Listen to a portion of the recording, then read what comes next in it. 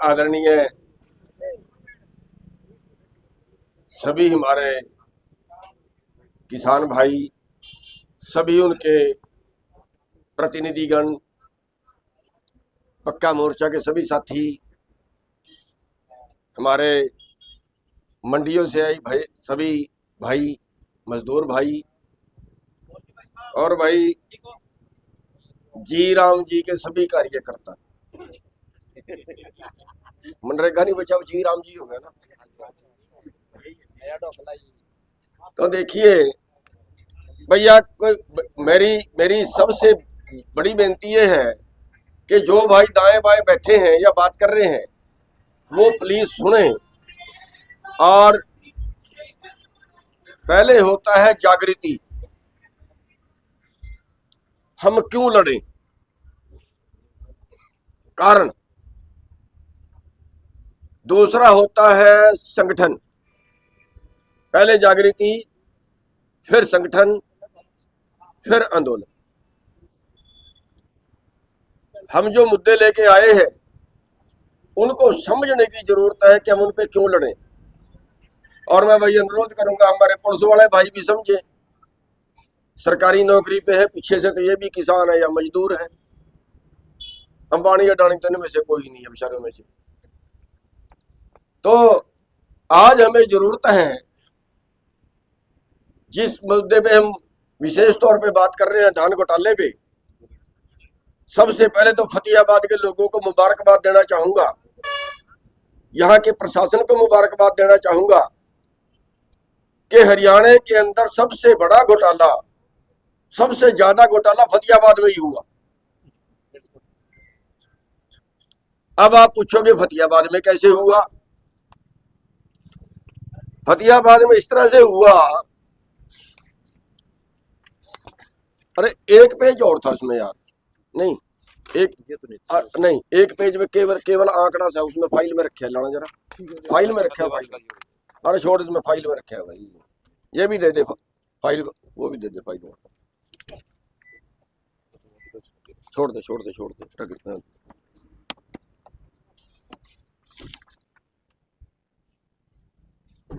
ये थोड़ा सा इसके एक और था, बड़ा है वो, बड़ी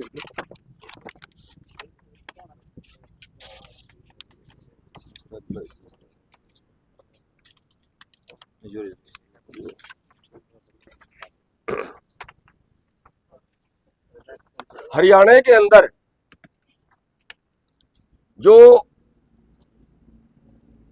पोर्टल हुआ उससे 1,36,000 एकड़ का पोर्टल ज्यादा हो गया, मतलब वेरीफाई ज्यादा हो गया। मतलब जितना पोर्टल लोगों ने करवाया, पोर्टल तो करवाया उन्होंने 28,80,192 एकड़ का, और वेरीफाई कितना हुआ? वेरीफाई का मतलब है कि जितना किसी ने 10 किल्ले का करवाया तो पटवारी जाके देखेगा कि 10 किल्ले धान के हैं भी कि नहीं। अगर 9 है तो 9 रह जाएंगे, 8 है तो 8 रह जाएंगे, यानी कम होगा। लेकिन यहां क्या हुआ? यहां कम होने की बजाय पूरे हरियाणा के अंदर पोर्टल बढ़ गया, और कितना बढ़ गया? 1,36,116 एकड़ बढ़ गया, ज्यादा वेरीफाई हो गया। जब किसी ने पोर्टल कराया ही नहीं तो वो पोर्टल वेरीफाई कैसे हो गया? और उसके अंदर फतेहाबाद की शाबाश मैं ये देना चाहूंगा कि फतेहाबाद जिले में जो पोर्टल हुआ वो हुआ 3,23,832 एकड़, जो लोगों ने करवाया, जो किसानों ने करवाया। और वेरीफाई कितना हुआ? वेरीफाई हुआ 3,36,031 एकड़, यानी कि 12,229 एकड़ का कोई मालिक नहीं है।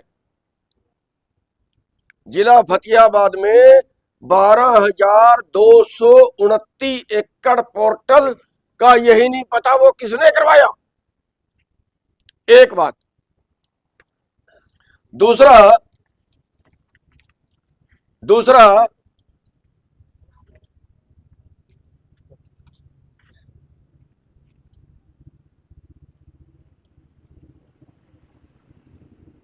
फतेहाबाद के अंदर सबसे ज्यादा धान निकासी हुई प्रति एकड़। करनाल के अंदर जहां पे 6 मुकदमे दर्ज हो चुके हैं वहां पे निकासी आई 22 क्विंटल 64 किलो प्रति एकड़। जहां पे 6 FIR दर्ज हो चुकी है वहां पे 22 क्विंटल 64 एकड़ प्रति किले की एवरेज आई। और फतेहाबाद के अंदर एवरेज आई 32 क्विंटल 81 किलो, यानी करीब 33 क्विंटल प्रति एकड़। और 12,000 फालतू है वो भी बीच में जोड़ के।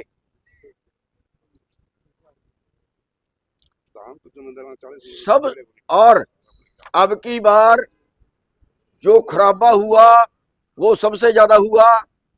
एवरेज हर साल से कम हुई, लेकिन पूरे हरियाणा के अंदर जो धान बिकी वो पिछले साल से 8 लाख क्विंटल ज्यादा बिकी। 8 लाख टन, 8 लाख टन पिछले साल से ज्यादा बिकी। पिछले साल भी घोटाला हुआ, फर्जी पोर्टल पिछले साल भी हुआ। ये तो मैंने वो पोर्टल बताया है जो किसी ने करवाया ही नहीं। और जो भ्रष्टाचारियों ने करवाया, यमुनानगर जिले के अंदर 2,45,000 एकड़ जमीन है और 2,67,000 का पोर्टल हो गया। है ना नजारेदार बात। जमीन से भी ज्यादा का पोर्टल हो गया। जितनी खेती की जमीन थी उससे भी ज्यादा का हो गया। पॉपुलर वाले खेत, गन्ने वाले खेत, नदियों वाले खेत, कॉलोनियों वाले खेत, उन सब का पोर्टल हो गया। यहां भी ऐसे ही हुआ। जो बरीक धान थी, बरीक धान का भी पोर्टल मोटी में कर दिया। यानी ये मानिए कि हरियाणा के अंदर जो धान पैदा हुई, भैया आवाज नहीं आनी चाहिए आपकी प्लीज। हरियाणा के अंदर जो वास्तविक धान पैदा हुई वो 40 लाख टन से ज्यादा नहीं है और बिकी 62 लाख टन, 1.5 गुनी से भी ज्यादा अगर वास्तविक गिनी जाए। और ये इतने सबूत देने के बाद सरकार कुंभकर्णी नींद सो रही है, कोई कार्रवाई नहीं। हजारों ट्रक धान के, हजारों ट्रक चावल के बाहर से आते हमने पकड़वाए। मेरठ रोड पे गए, कई किलोमीटर लंबी लाइन। जब उनको पता लगा ना, जिस दिन वो थप्पड़ लगा उस दिन वो वहां रोक दिए। कई किलोमीटर लंबी लाइन मेरठ से लेके और जमुना तक करीब 1,000 ट्रक उस दिन धान का रुक गया कि हरियाणा के अंदर झगड़ा हो गया। हमने रात को अपने आदमी भेजे, रात को उनकी वीडियो बनाई, तड़के में फिर सवेरे मैं गया, मैंने भी वहां भी जाकर देखा, वीडियो बनाई, उसके नंबर नोट किए, हरियाणा के अंदर आते पकड़वाए, हरियाणा के अंदर राइस मिल में उतरते पकड़वाए। लेकिन बेईमान अधिकारियों ने कोई कार्रवाई नहीं की। 1,400 रुपए में उत्तर प्रदेश से 1,400 से 1,600 के बीच उत्तर प्रदेश से धान खरीदा और हरियाणा में ले आए और हरियाणा के जाली पर्चे काट दिए। जो मैं बता रहा हूं, जितना फर्जी घोटाला हुआ उसमें उनके पर्चे काट दिए। अच्छा, पर्चे काट दिए। केवल धान घोटाला नहीं है, उसकी लेबर भी ले ली, उसकी ट्रांसपोर्टेशन भी ले ली, उसकी आड़त भी ले ली, उसके जितने खर्चे थे वो सारे ले लिए और वो सारे भी राइस मिलर की जेब में गए। 400 कुछ रुपए वो खर्चा बनता है। 400 कुछ रुपए जो सरकार से ले लिया, और भाई जब लेबर ले ली तो इन मंडी के मजदूरों को वो लेबर क्यों नहीं दी गई? बढ़ती है कि नहीं बढ़ती है भाई? जब सरकार से मजदूरों के नाम की लेबर आई तो इन मजदूरों को वो लेबर क्यों नहीं दी गई? घोटाले की यही बस नहीं है। बिहार से 1200 में धान आया और कानून है कि मंडी के अंदर जब जाता है तो उसका गेट पास कटता है, और जब मंडी से निकलता है तब गेट पास कटता है। और वो जो बाहर निकलने का गेट पास है उसमें शर्त है कि भाई ट्रक कंडे पे तोलना पड़ेगा। मंडी के गेट पे कंटे लगे हुए हैं, ट्रक तोलना पड़ेगा। अब वो तोलना इसलिए पड़ेगा कि किसी ट्रक में 500 कट्टे लाद के उसने 800 का पर्चा काट दिया तो खरीद एजेंसी वाले कैसे गिनेंगे? एक भी ट्रक पूरे हरियाणा में नहीं तोला गया, पॉलिसी को ठेंगा दिखा दिया। जितने कट्टे थे 37 क्विंटल 500 किलो जीरी, 37 क्विंटल 500 ग्राम, 37.5 किलो, 37.5 किलो, 37.5 किलो पर कट्टे के हिसाब से कैलकुलेट करके जितने का पर्चा आड़ती ने भरा था वो जोड़ के उसका तोल दिखा दिया गया, हो गया तोल। यही नहीं है, बिहार, उत्तर प्रदेश और हरियाणा भी उसमें शामिल जरूर होगा। जो गरीबों को चावल बांटते हैं, कसाईपना बताता हूं आपको, जो गरीबों को जिनका पेट नहीं भरता उनको चावल देते हैं, राशन में देते हैं ना, यहां भी मिलता है गरीबों को। भारत के अंदर 23 करोड़ लोग ऐसे हैं जिनका 2 वक्त की रोटी नहीं पकती। 23 करोड़, उनको जिंदा रखने के लिए राशन देते हैं 2 रुपए किलो पे, सस्ते भाव में, उन गरीबों का पेट भर जाए। इन कसाईयों ने वो राशन भी उनको नहीं बांटते। और वो पीडीएस का चावल बिहार से, उत्तर प्रदेश से, और मैं तो ये कहूंगा कुछ हरियाणा से भी, उसमें वो दोबारे राइस मिलों को बेचते। जो 2 साल पुराना चावल, चोरी का माल तो सस्ता मिलेगा ना भाई, चोरी का माल लाठियों के गज। जब डिप्पू वाला वो राशन बांटेगा नहीं, वो राशन उनका चुरा के कहीं बेचेगा तो सस्ते में बेचेगा। वो चावल राइस मिलों में आ रहा है, सैकड़ों ट्रक हमने पकड़वा लिए, हजारों ट्रक पकड़वा लिए। ये ट्रक आया, ये यहां खड़ा है, ये ट्रक आया, ये यहां उतर रहा है। ऐसी मोटी चमड़ी के अधिकारी हैं, आज तक एक पे भी कार्रवाई नहीं की। यहां तक कि कई ट्रकों में तो एफसीआई के कट्टे थे। एफसीआई चावल खरीदती है, एफसीआई के कट्टे थे। वो एफसीआई के कट्टे वापस राइस मिल में कैसे आ गए, वापस ट्रक में कैसे आ गए? कोई कार्रवाई।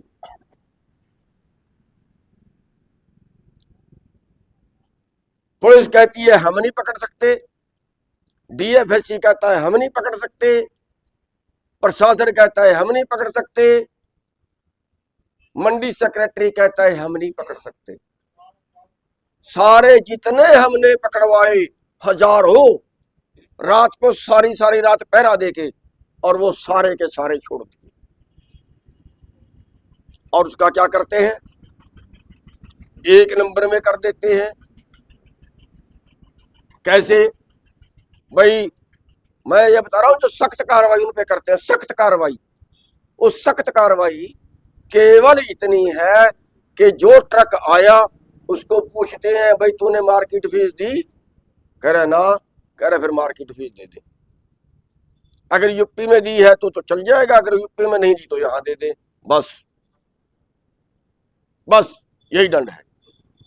और हमने पूछा कि जो चावल ये रख ही नहीं सकते, चावल राइस मिल चलने से पहले, राइस मिल की खरीद शुरू होने से पहले राइस मिल लिख के देता है कि मेरे पास कोई धान और कोई चावल नहीं है, ये लिख के देता है। उसके बावजूद वहां चावल पकड़ा गया, राइस मिल शुरू नहीं हुई और कई हजार क्विंटल चावल पकड़ा गया। शर्म चोरी आ गई ना। जब मिल की कुटाई शुरू ही नहीं हुई तो हजारों क्विंटल चावल कैसे आ गया? आ गया और कोई कुछ नहीं करता। और हमने कहा कि ये चावल और किया उन्होंने, वो चावल भी जिसकी हमने वेरिफिकेशन करवाई, एक राइस मिल की वेरिफिकेशन करवाई, उसमें 6300 कट्टे 60 किलो के चावल के पकड़े गए और वो धान बना के 6400 कट्टे कितने धान से निकलते हैं उतना धान बना के वो जोड़ दिए गए उसकी गिनती में। देखो सरेआम गुंडागर्दी। कौन वेरिफिकेशन कर रहा है? जो चोरी करवा रहा है। एक राइस मिल में हमने कहा भी डीएसपी को साथ में ले जाओ, वो कहते हैं जी डीएसपी के तो गिनती करने का अधिकार ही नहीं है, उसके तो डिपार्टमेंट ही गिनती करेगा, और डिपार्टमेंट गिनती करता है, पैसे लेता है। अब उनकी फीस सुन लो इस सारे घोटाले की। 2 रुपए से 5 रुपए प्रति कट्टा कमीशन है मंडी के कर्मचारियों की, अधिकारियों की। 6 रुपए से 10 रुपए प्रति कट्टा कमीशन है डीएफएससी की। अब 2 साल पुराना चावल, 1 साल पुराना चावल, टुकड़े वाला चावल जो एफसीआई को देते हैं, जो एफसीआई को देते हैं, एफसीआई के पास लेबोरेटरी है, एफसीआई के पास मशीन है, उस मशीन से बता सकती है कि ये चावल कितना पुराना है। मशीन दी हुई है उनको कि कोई पुराना चावल ना दे दे।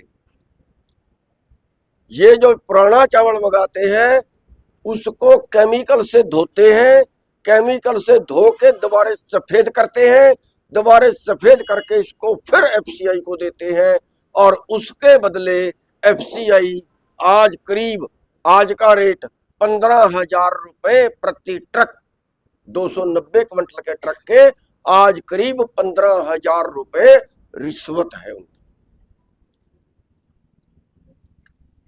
ये बेड़ा गर्क हो रहा है देश का। अब किसको कैसे पकड़वाए? पकड़वा ही नहीं सकते। हम जो सबूत दे रहे हैं, बीच पब्लिक दे रहे हैं, बीच मीडिया दे रहे हैं, इससे बड़ी चोरी और कैसे पकड़वाएं? और कोई कार्रवाई नहीं है। कितना बड़ा घोटाला पोर्टल करने में किया, फिर उसके पर्चे काटने में किया, मंडी में आई दिखाई, मंडी से गई दिखाई, और कैमरे लगे होते हैं, किस टाइम ट्रक आया, किस टाइम सेलर में गया, वो कैमरे भी आज तक किसी ने चेक नहीं किए। तो नीचे से लेके ऊपर तक भाई ये सिस्टम का भ्रष्टाचार है। और अब हम ये कहें कि इसमें नेता शामिल नहीं है, ऐसा कभी नहीं हो सकता। हरियाणा के कई नेताओं के सेलर हैं, हरियाणा के कई नेताओं की आड़त की दुकानें हैं, और जब वो घोटाला करते हैं तो फिर उनको देख के दूसरे भी करते हैं। उनको पकड़ेगा कौन? कोई उनको पकड़ने की पावर किसी की नहीं। उल्टा हमें कहते हैं कि आपके पास क्या अधिकार है कि आप यूपी से आती है, आपने चावल का ट्रक पकड़ लिया, आपके पास क्या पावर है? ये पुलिस बोल रही है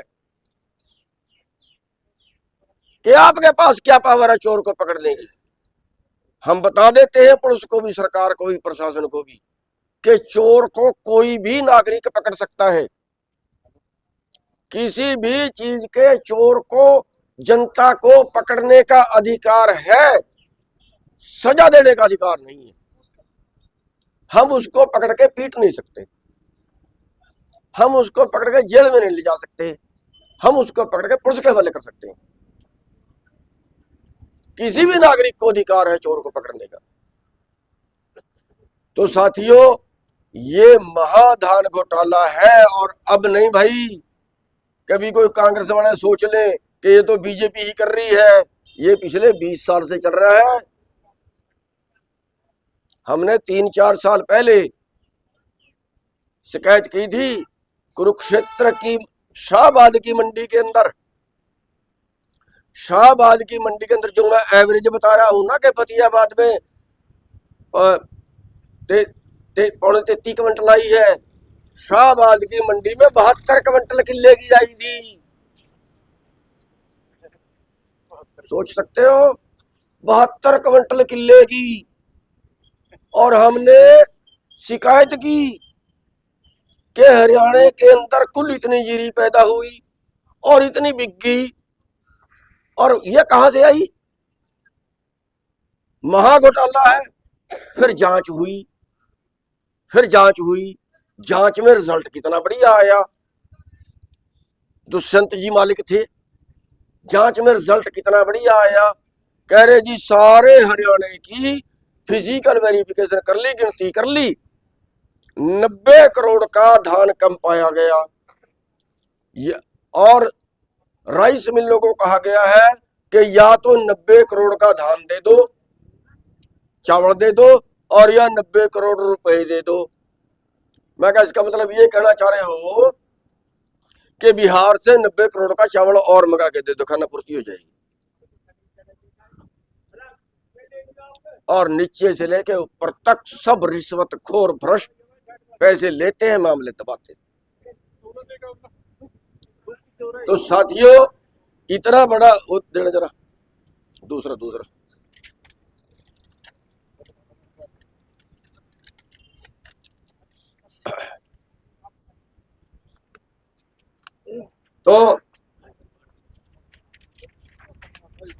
नहीं, बस ये एक पेज। तो ये तो मामला था धान घोटाले का, ये तो मामला। और सुनिए ध्यान से भाई, अभी आप बातों में लग गए, आप और ध्यान से सुनिए। इधर वाले भाई भी प्लीज इधर ध्यान दो आप लोग। ये तो मामला था धान घोटाला। अभी और आम जनता को जो समस्याएं हैं, आम जनता का हाल, वो आपको बताता हूं। भारत देश में जनता का राज है, जनता के लिए सारे कानून बनते हैं, लेकिन यहां गुंडागर्दी। हमारे पास कई शिकायतें आली कि बैंक से लोन लिया मकान बनाने के लिए, 20 लाख का लोन लिया, 50 लाख की प्रॉपर्टी रहन की, 4 किस्तें रुक गई, परिवार से कोई बीमार हो गया, वो कहते हैं जी मकान नीलाम करेंगे या टोटल पैसे भर दे। वो कह रहे हैं मेरे 4 किस्तें ले लो, वो कहते हैं नहीं अब तो सारे भर दे। सारे थे नहीं, 4 भरवाई नहीं, मकान को ताला लगा दिया, आके मकान बेच दिया, ऑनलाइन बोली कर दी। अभी एक की तो 8 दिन पहले की बात है, जाके ताला खुलवाया। एक किसान करनाल का 17 कनाल जमीन रहन की, 10 लाख रुपए लोन लिया। भैया आवाज नहीं आनी चाहिए बीच से, चुप करके जिसके पास है लेते जाओ चाहे। 10 लाख में 17 कनाल जमीन रहन की, डेयरी की, गायें मर गई, बीमा नहीं दिया, किस्त भरी नहीं गई, 17 लाख बढ़ के उसका लोन हो गया सड़े ब्याज के। 17 लाख रुपए में गांव के पास वाली जमीन, 17 लाख रुपए में 1 करोड़ की जमीन ऑनलाइन हरियाणा के पूर्व विधानसभा स्पीकर के बेटे को बेच दी गई। जाके वापस कब्जा दिलवाया। हमारे साथ तो हाल है ये। और इसी देश के अंदर पिछले 11 साल में 16.5 लाख करोड़ रुपया, यानी पूरे देश के एग्रीकल्चर लोन से 1.5-2 गुना बड़े पूंजीपतियों का माफ कर दिया गया। एक एक आदमी का 20-20, 30-30 हजार करोड़। हमारी भी मांग है भैया, इन किसानों का और मजदूरों का कर्जा भी माफ किया जाए। और किसी की ऐसे जमीन नीलाम करेंगे, किसी का मकान नीलाम करेंगे तो भैया रिजल्ट बहुत बुरा आएगा। बैंकों को चेतावनी दे रहे हैं। सरकार नहीं बचाती, सरकार का कानून नहीं बचाता, ये जनता बचाएगी उन लोगों को जिनको ऐसे मकान नीलाम करेंगे और उनके ताले लगाएंगे। 3 केस हमारे सामने आ चुके। दूसरा इलाज है। इलाज हर नागरिक को चाहिए। यहां इलाज का व्यापार बना दिया। बड़ी कंपनियों ने अस्पताल खोल लिए और जहां मतलब जिसको ऑपरेशन की जरूरत नहीं है उसका ऑपरेशन कर दिया। आधे ऑपरेशन फर्जी हो रहे हैं, आधे ऑपरेशन। दाखिल रखने की जरूरत नहीं है, रख लिया। वेंटिलेटर पे लगा दिया, वेंटिलेटर पे लगे के भी पैसे ले लिए। बंदा तो मर गया था। 2 रुपए की गोली है, 200 रुपए रेट लिख दिया। डॉक्टर के सामने जो दुकान है उसने अपनी मार्का ही अलग अलग बना लिया। उस मार्के की दवाई उसी से मिलेगी। महा घोटाला है। गरीब आदमी 5 लाख का इलाज कहते हैं फ्री है, और अगर 50 लाख लगे फिर। अगर किसी के इलाज पे 50 लाख लगे तो कौन लगाएगा भाई? आप जितने बैठे हो, मजदूर को तो बात छोड़िए, आप जितने बैठे हो 50 लाख किसी की जेब में हो तो हाथ खड़ा कर दे। मरने के लिए छोड़ दिए। और इसी देश में अगर एक मंत्री बीमार हो जाए और उस पे 10 करोड़ लगे तो 10 करोड़ सरकार के खाते से जाएगा। अगर आपके जिले का अधिकारी, कोई अधिकारी, एबीसी कोई अधिकारी, अगर उसके परिवार पे 50 लाख रुपया, 1 करोड़ रुपया इलाज पे लगे तो सरकार के खाते से जाएगा। क्यों भाई? वो और तरह के नागरिक हैं और हम और तरह के नागरिक हैं। सबका इलाज फ्री होना चाहिए कि नहीं होना चाहिए भाई? या गलत कह रहा हूं? अमेरिका के अंदर अगर आप जाओ तो आपको टेलीफोन करना है, एम्बुलेंस आएगी, इलाज कराएगी और वापस घर पे छोड़ के जाएंगे। ये भारत में क्यों नहीं है? ये बाकी कानून तो अमेरिका का चाहिए इनको। ये कहते हैं अमेरिका से जो आयात होगा अनाज, उसका आयात कर हटा दो। हटा दिया कपास का, बर्बाद कर दिया कपास का किसान। 3 दिन के अंदर टैक्स हटाने के बाद 3 दिन के अंदर 1100 रुपए रेट डाउन आ गया और अभी बाकी चीजों से टैक्स हटा रहे हैं। तो सबका इलाज फ्री चाहिए। और ये लूट जो है, हर चीज का रेट लगा हो, रेट लिस्ट हो भाई। जब बाकी चीज की रेट लिस्ट है, आप एक डब्बा बंद चीज है उसकी रेट लिस्ट है, तो एक ऑपरेशन की रेट लिस्ट क्यों नहीं लगी अस्पताल पे कि ऑपरेशन के कितने पैसे लगेंगे, वेंटिलेटर के कितने पैसे लगेंगे, कमरे के कितने पैसे लगेंगे, दाखिले के कितने पैसे लगेंगे? ये रेट लिस्ट अस्पताल में क्यों नहीं लगी? ये लगाओ और सबका इलाज फ्री हो। इसी तरह भाई शिक्षा का है। आप अपने बच्चों को प्राइवेट स्कूल में भेज रहे हो, सरकारी तो बंद कर रहे हैं। ये चलाएं भी तो कमी हमारी भी है कि हम भी सरकारी में नहीं भेजते। और हर साल उस पे दाखिले के पैसे, इस साल अलग वर्दी, अगले साल अलग वर्दी, एक आज अलग वर्दी, कल दूसरी वर्दी, परसों तीसरी वर्दी।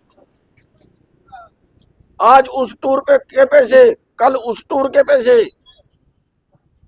और फिर से बेतहाशा और पढ़ाई जीरो। आपका बच्चा जो प्राइवेट स्कूल में पढ़ता है, कख नहीं आता उसको, फिर उसको ट्यूशन भेजते हैं। तो भाई ये शिक्षा भी इनका इलाज करो, और अब की बार अलग सिलेबस, अगले बार अलग सिलेबस, इस स्कूल का अलग सिलेबस, ऊपरले स्कूल का अलग सिलेबस, कोई पुरानी किताब ना खरीद ले। धक्का मचा दिया इन्होंने। तो भाई हम उस चीज का भी विरोध करते हैं, इन सब चीजों का इलाज करे सरकार। इस साल जो धान घोटाला हुआ उसमें 200 रुपए से 500 रुपए का कट लगा है हर किसान पे। लगा होगा आप पे, या गलत बोल रहा हूं? तो फिर हमें एमएसपी कहां मिला? कर्जों में मिला। ऐसे ही सरसों में, ऐसे ही कपास में, ऐसे ही बाजरे में, सब चीजों में ऐसे ही लूट रहे हैं। दिखाते कुछ है, करते कुछ है। हमारी जेब में जो पैसा है वो एमएसपी के बराबर जाना चाहिए। एक जो बीज बिल है, वैसे तो 70% बीज पे कंपनियों का कब्जा हो गया है, जो बाकी बचा है वो भी आएगा, और इसमें बीटी भी जाएंगे, जिसका हमने बहुत पहले विरोध किया था, बहुत पहले इसको रुकवाया था। अब फिर वो आने जा रहा है जो बीज बिल है, तो हम उसका विरोध करते हैं, और इसमें बहुत सुधार की जरूरत है। सरकार को अगर कोई भी पॉलिसी किसानों के प्रति बनानी है तो पहले किसानों से मीटिंगें करे। इस बीज बिल पे जयराम रमेश जी ने, जो कांग्रेस के टाइम में मंत्री थे, पूरे देश के अंदर 16-17 पंचायतें की थी, सबके विचार लिए थे, फिर इस बिल को रद्द किया था। अब दोबारा से आ रहा है। क्या अब वो किसानों की पंचायतें नहीं कर सकते? उस बात के ऊपर करनी चाहिए। और भाई एक मुद्दा जो है, जो आयात कर अमेरिका के दबाव में यहां बोल तो रहे हैं कुछ, हम अमेरिका के आगे अड़ गए, ये कर दिया वो कर दिया, यहां पे तो 10 तरह की बातें बोल रहे हैं, और दूसरी तरफ उनके आगे गोबरी कर रहे हैं। कपास का आयात कर हटा दिया और अब बाकी चीजों का हटाने जा रहे हैं। तो भाई लड़ाई होगी सरकार के साथ, और उस लड़ाई में आपके सहयोग की जरूरत है। बताइए, इस लड़ाई में जो मैंने मुद्दे बताए, ये बड़े स्तर पे उठानी पड़ेगी, बड़े स्तर पे इसके आंदोलन करने पड़ेंगे। आप तैयार हो सारे? भैया इसके लिए टाइम भी लगेगा, इसके लिए पैसा भी लगेगा, और इसके लिए लठ भी लगेंगे, इसके लिए मुकदमे भी दर्ज होंगे, जेलों में भी जाना पड़ेगा। ऐसे कोई नहीं सुनने वाला, ऐसे कोई नहीं सुनने वाला। इन सब कामों के लिए तैयार हो आप लोग? अंदर बाहर होना पड़ेगा, डंडे खाने पड़ेंगे, तैयार हो? नहीं, आधे ने हाथ नहीं खड़ा किया, आधे ने हाथ नहीं खड़ा किया। ये बताइए जेल में जाने के लिए कितने तैयार हैं? आज ही ले चला फिर। आप तो यार कपड़े मिलने का है आप। चलो सर्दी है जी, 2-4 दिन तो बिगड़ जाए कपड़े गर्मी। चलो आप सबका धन्यवाद। क्या टाइम हो गया?